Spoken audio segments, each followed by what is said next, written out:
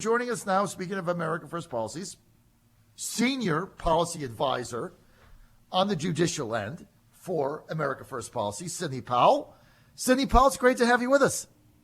Thank you, John. It's always nice to be with you and your listeners. This is like the Sidney Powell Day. If there was ever a day in your life to get Sidney Powell on for an hour, this is the day. So we're going to open this up to questions. So you can call and you get right on with Sidney and I. Mike will take care of it on the acspecialist.net truth line. If you have a question for Sidney Powell, licensed to lie, she'll be right there with us. We have her for an hour. I'm excited about it. Now, we got to do like commercials and all that stuff, but she's going to stay with us because she loves us. What else can I say? Now, Sidney, I couldn't sleep last night. I was so upset over this. Let's start with the raid. What's the deal on Michael Cohen? It shows the lengths that Mueller's willing to go to destroy the president. It's absolutely appalling. I feel like have confirmed that we're living in a police state. I mean, if they can do this to the president's lawyer, they can certainly do it to anybody for any reason or any whim. It's absolutely terrifying and outrageous. So what happened? They haven't found any evidence of collusion with Russia, obviously, so they're branching out to try to find anything else they can possibly find, no matter how irrelevant it may be. When somebody is targeted by the federal government, there's no limit to what those people will do to destroy you. I mean, in my book, License to Lie, I provide evidence of atrocities committed by Andrew Weissman, who is Mueller's pit bull, they call him. I think the New York Times labeled him that. And he will make up crimes, he will make up facts, he will piece together parts of different statutes to charge something that isn't a crime at all, and he will hide evidence that shows people are innocent. He did it in the Arthur Anderson case. He did it in the Merrill Lynch case. 4 Merrill Lynch executives went to prison for up to a year on an indictment that didn't charge the crime that they purported to allege. And they hid the evidence that showed they were innocent. They actually yellow highlighted evidence they knew favored the defense and surgically excised it from the purported summaries they gave us. So the summaries were actually false and misleading.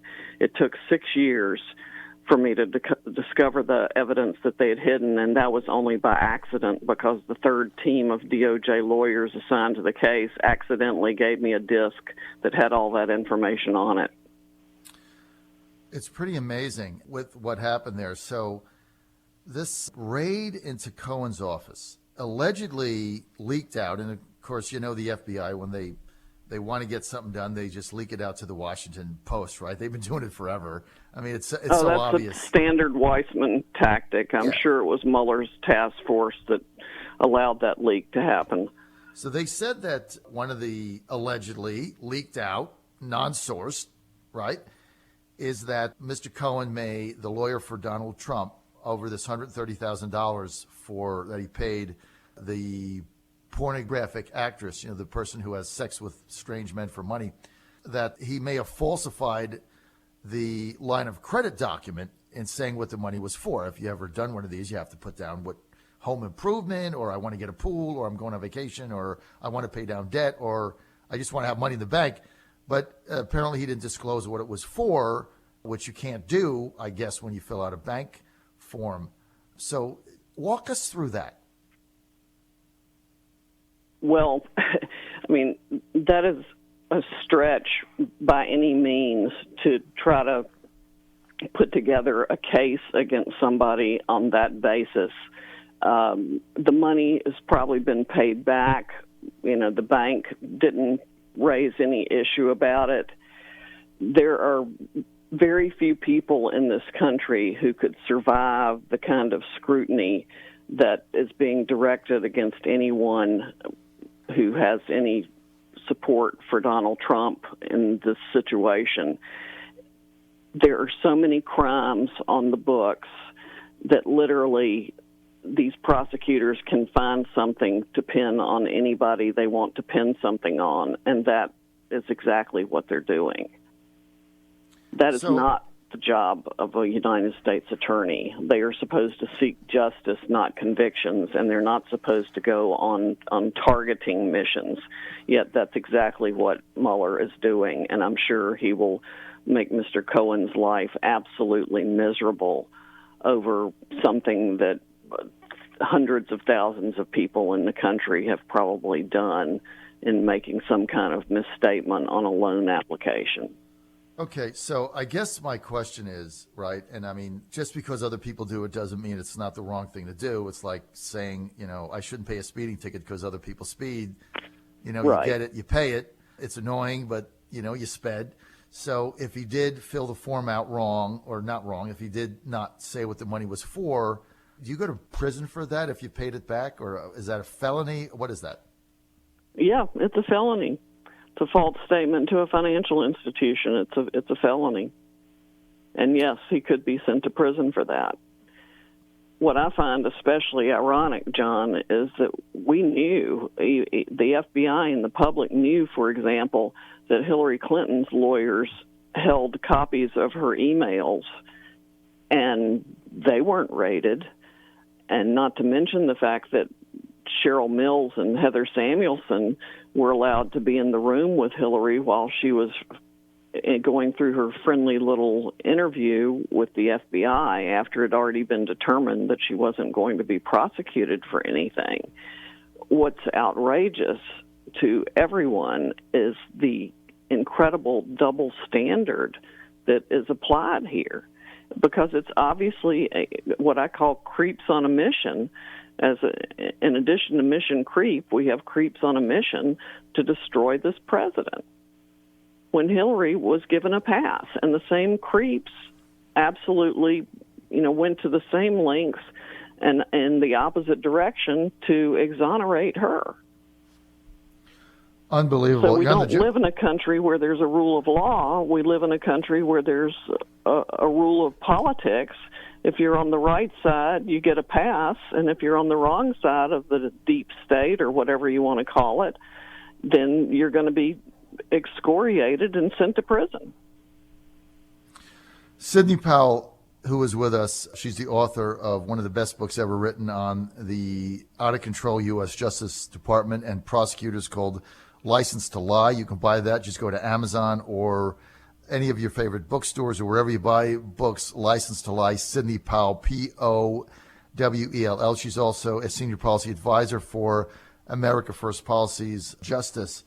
So, Sidney, let's go back for laymen. Okay, there's a lot of people listening right now. They're not lawyers. And we always know about attorney-client privilege. And you kind of touched on this earlier, but you figure if you talk to a lawyer and you pay them, that anything you say to your lawyer, any documents they have, can't be turned over, because that's part of due process, right? So right. The president tweeted out today, he complained about attorney-client privilege, like that just got trashed in this. And, of course, they didn't do it with the Clintons. But does this have long-term ramifications? I mean, should people now be afraid to talk to their own lawyer? Or does the Justice Department just, again, pick and choose and do whatever they want? It does have very long-term and wide-ranging ramifications. I mean, I cannot think of a time in our history where anything like this has been done. It's very rare for the FBI to seek what's called a crime fraud exception to go after a person's lawyer, and that has to be what they did here, to be able to go in and grab that stuff and violate the attorney-client privilege. It's an extreme measure.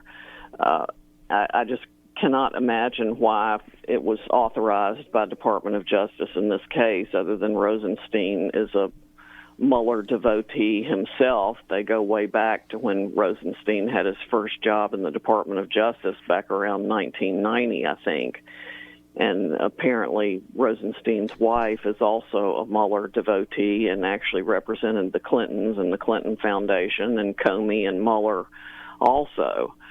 So they're all as thick as thieves and should be conflicted out of doing what they've been doing in the first place. They have far more egregious conflicts of interest than Attorney General Sessions had from shaking the hand of the Russian ambassador at a cocktail party.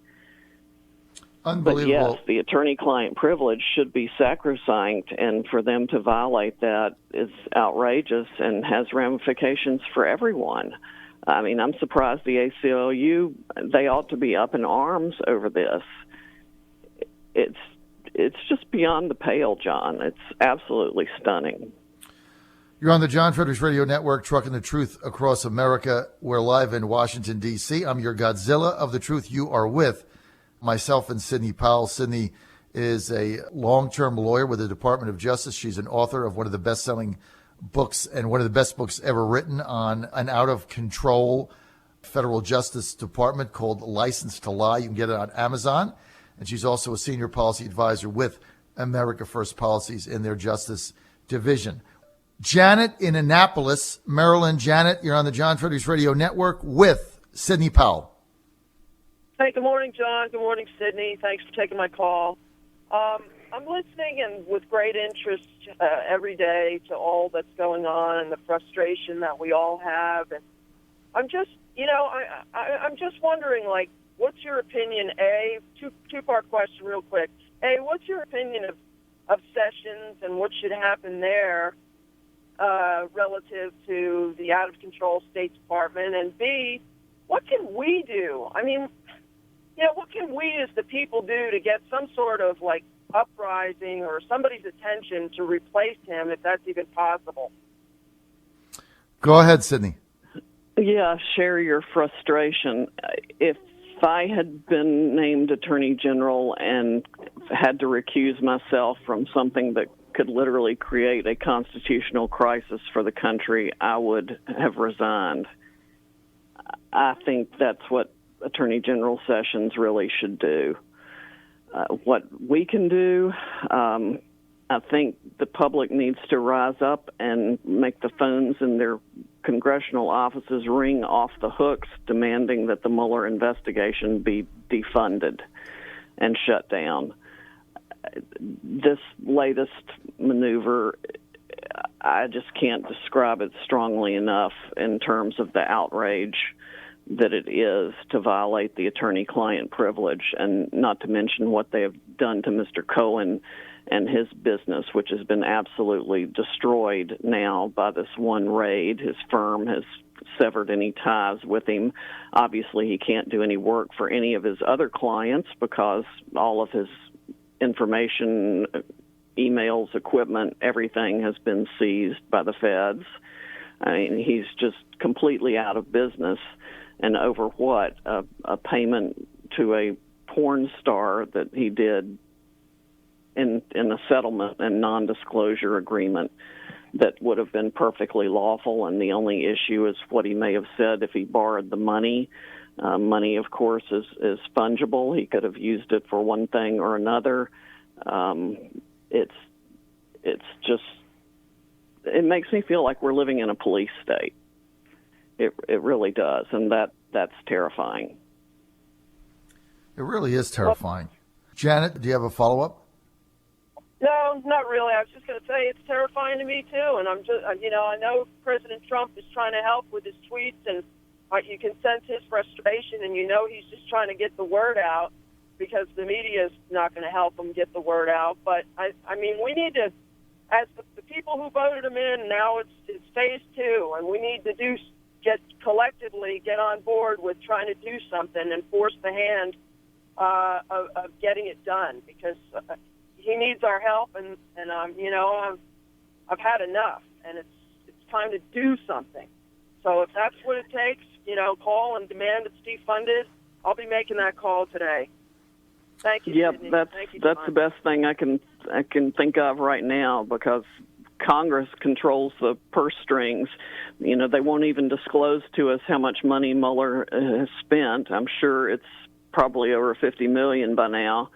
Those guys have a really good way of spending money like crazy, and Congress really ought to step up and do something about this. And of course, the midterms are going to be more important than ever, because we must elect a Republican Congress and really increase the position there to protect the president. That's outrageous. I tell you, Janet and Sidney, I'm just so outraged by this because, again, this is kind of like the Bob McDonnell thing. I mean, it can happen to anybody. And I remember when the feds put 50 FBI agents to Richmond to investigate McDonnell, getting a FedEx of $25,000. I mean, it just seemed like the resources put against that were so out of proportion. I mean, it really made me wonder about this whole thing. And then, I got the same thing. The Washington Post leaked stuff. I mean, they want this guy out so bad, they'll do anything. And when you are at the point where you can't talk to your lawyer anymore, I mean, I think this is a real issue. So the question is now, we have this raid. What is going to happen to Michael Cohen? What pressure is he going to be under now? Oh, he's going to be under the most extreme pressure any human being could not possibly imagine, just like Mr. Manafort is. I mean, he's going to be under threat of indictment. His business has been destroyed. His law firm has severed ties with him. He won't be able to represent any other clients for the foreseeable future. He doesn't have access to his own computer equipment and records. It's unimaginable, frankly, and the only reason he is in this position is because he represented Donald Trump, and that is a whole separate outrage. He would not have been targeted were that not the case. It's like Mr. Manafort. The ironic thing is that the Department of Justice investigated him back in 2014 under the Obama administration and didn't bring any charges against him at all, but then he goes to participate in the Trump campaign in any way, and he's Mueller's first target. Look, Manafort's in a lot of trouble because, apparently from what we've read alleged, they moved money around. They didn't file their taxes properly. They didn't claim the money. They had it overseas. I mean, there's a lot of stuff going on there, which is, bad. Was not, result of this investigation. But I mean, they're going to destroy Michael Cohen's life. And what the guy did was take care of his friend. I mean, other than, putting something down on a document, I mean, maybe he'd be better off just taking the money out of his CD or something. I'm sure he's got savings, and then he can do with it what he wants. But I mean, that's the other thing. You move money around in this country over $10,000. I mean, the feds are all over it. So that's the other issue. All right, that gives a whole nother line of ability to prosecute anybody for anything. There are so many laws on the books. I mean, another book I would commend to everyone's reading is by Harvey Silvergate called 3 Felonies a Day. And he wrote it a number of years ago before we had even a greater proliferation of criminal laws. But the premise is that the average American, going about their daily business innocently as they can be, commits 3 felonies a day because there's so many crimes on the books. And then that gives prosecutors way too much power to just select who they want to prosecute and whose life they want to destroy. Meanwhile, there's absolutely no control over prosecutors. They can't be sued even when they prosecute somebody who's innocent. There's no real oversight over the cases they choose to bring. This is a primary example of that. That's why I'm so opposed to targeting individuals as opposed to investigating criminal conduct. Right, targeting individuals, which means what you're saying is targeting somebody and then just trying to find something instead of a crime. Normally, somebody reports a crime or they're a victim of something, and that's how it started. But, what happened here with Cohen is they're just going after people. And so they're just digging into their background and trying to find something. This just in breaking news, the president says that he is canceling his trip to South America, to Peru, later this week. That is canceled. And he said that is because they want to focus on their response to the Syrian situation. And a White House official, this breaking, says that the White House wants to coordinate their attack response with France. So something is coming on Assad here, and the president canceling his South American trip to Peru. So, Sidney, bottom line this now going forward. Michael Cohen under tremendous pressure. But again, if the president if there was no collusion, he didn't do anything, there's no risk on the collusion front. So what are the feds looking for here with Michael Cohen? That the president was aware that of the $130,000? And if he is, how does that change anything? They're just looking for absolutely anything. This was an excuse to get to all the records that they could possibly get to with respect to the president and what he may have known about anything at any time. I just can't say strongly enough how offensive this whole thing is, John. I mean, the president's also looking for additional counsel. And who is going to talk about a chilling effect? Who is going to be willing to risk being indicted themselves because they represented the president? Wow, I never thought of that. Exactly. The only possible thing here, I don't know if you want to call it a crime or wrongdoing, and its potential, is that if the president did know about the $130,000, then even if he did know, and Michael said, I'm just going to pay it out of my own pocket, and he said, yeah, you can do what you want. I mean, they couldn't even prosecute that. I mean, John Edwards had $500,000 paid to a photographer that did videos that he had a child with, and that money was paid, the hush money was paid by one of his big donors, an older woman in North Carolina, and that was out. The jury was out on that in like 90 minutes after a 2-week trial and came back and exonerated him. Like, you can't tie one to the other. So I don't even know what the crime is here. Yeah, that's a whole nother issue. None of us do, but he's on a fishing expedition for anything he can find, and apparently anybody who comes in contact with the president or tries to work with him or help him in any way is going to be a target. That's the message they're sending. This question from Dan in Chesapeake. He says, perhaps Sidney would like to opine about the scenarios for how this drama will end. What are some plausible endings that we might be talking about in the coming months? Dan in Chesapeake. Oh, goodness. Well, I don't think it's going to end in the coming months. I think it will drag out until or unless the president is impeached or is out of office because he served his term, hopefully 2 terms. But, yeah, I mean, they're just going to keep bringing charges against people and investigating whoever they want to investigate as long as they want to investigate it, unless Congress shuts it down. What if he just fires them all? I mean, there's a school of thought, and I'm now coming to it. I was not there. He just fires Rothstein, fires Sessions, fires Mueller, and says, you know what, I'm done. I'm just firing them all.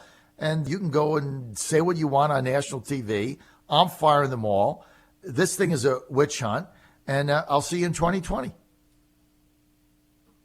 Well, what would happen? That's an option, but from the political read I have, there is a strong likelihood that there would be a massive effort to impeach him if he did that. It would start a whole nother political firestorm. You're in favor of just what? Waiting this out? Because this is going to go on now. Yeah, I know. I'm in favor of it ending. I just haven't figured out how best to accomplish that, given the current state of affairs. Well, and the issue is, I mean, you can see this going on for his entire term.